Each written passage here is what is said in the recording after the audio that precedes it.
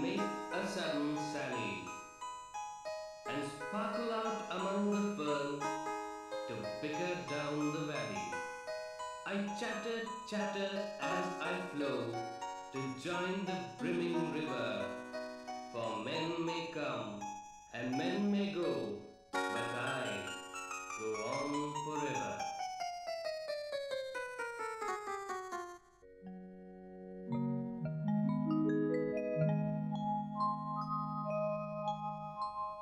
In the first part of this program, we have seen how important the reservoirs are.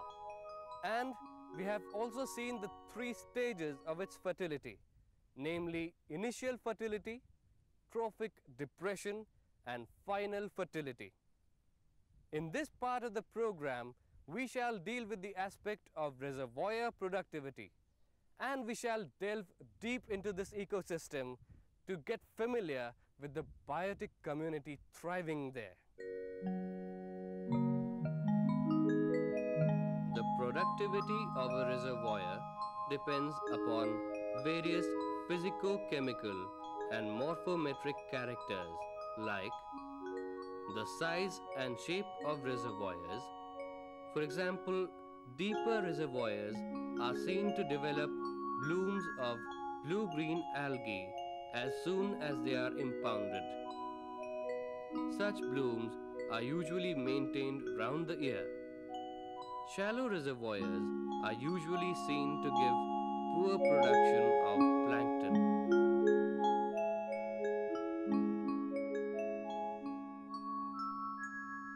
The location of a reservoir is an important factor which contributes to the productivity.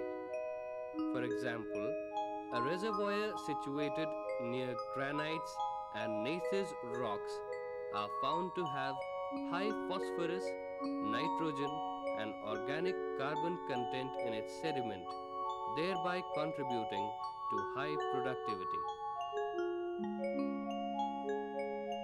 Some other factors in reservoir productivity are water pH, bound carbon dioxide as carbonate, total alkalinity, calcium, and free carbon dioxide. These factors show depth-wise variation. Surface waters often develop high pH value due to photosynthesis, while waters below the zone of effective light penetration show low pH values. In soft water reservoirs, least productivity is met with at a pH range of 4 to 6, bound carbon dioxide as carbonate less than 9 to 10 ppm, that is 9 to 10 parts per million, total alkalinity up to 20 ppm, and calcium content of 10 ppm.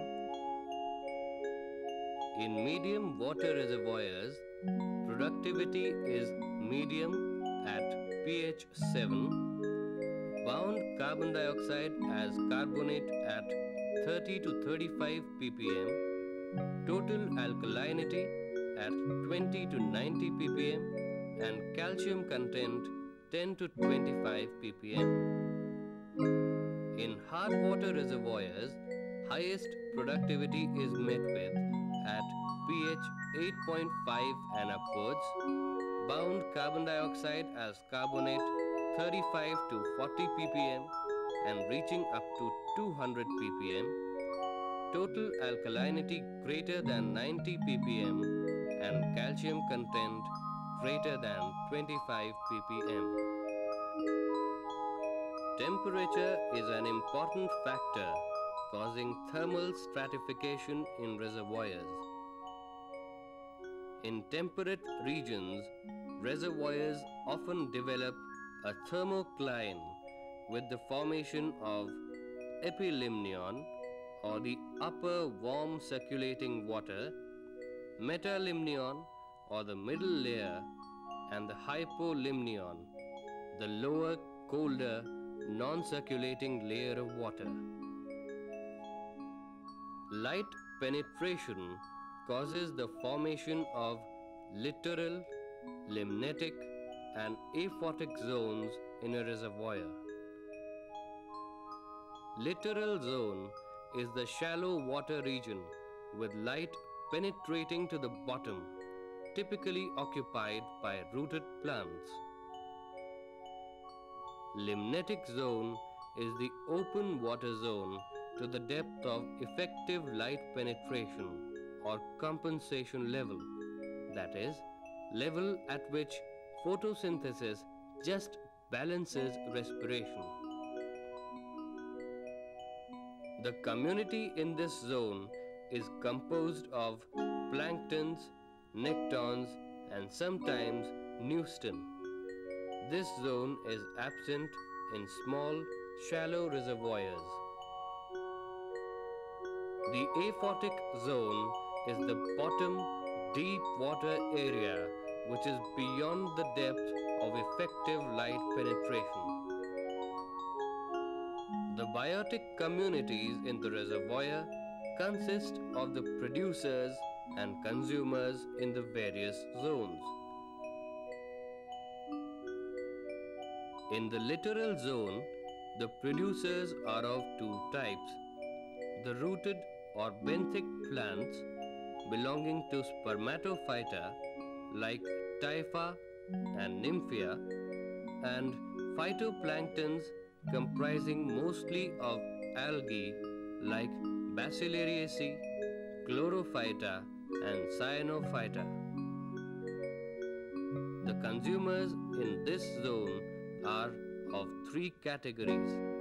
The primary consumers, consisting mainly of herbivorous forms feeding exclusively on floating, submerged or rooted vegetation like snails of the genus Limnia, zooplankton species like Daphnia and Cymocephalus, and amphibian vertebrate larvae like that of frogs and toads, which are exclusively primary consumers.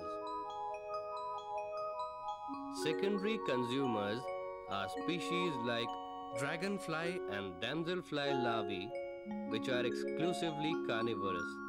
These may be found resting or moving on the bottom. The amphibious vertebrates like turtles, frogs and water snakes are exclusively carnivorous.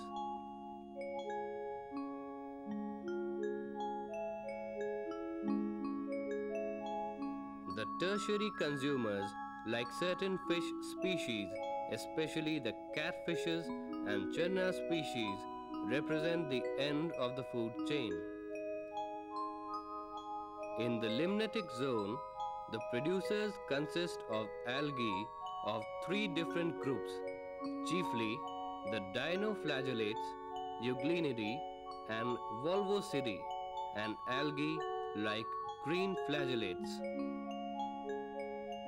The primary consumers in this zone consist of species of copepods, cladocerans and rotifers, which are exclusively herbivorous.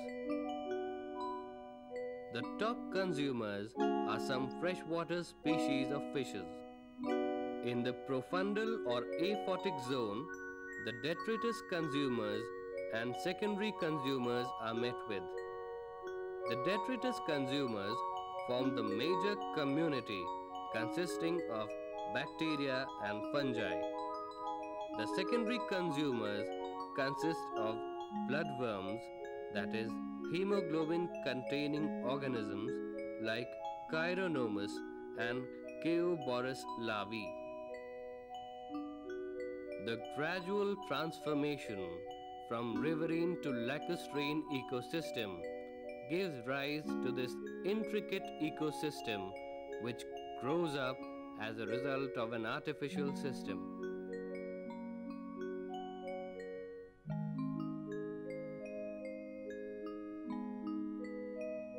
Due to this, though reservoirs are useful in several ways, they may often pose great hazards.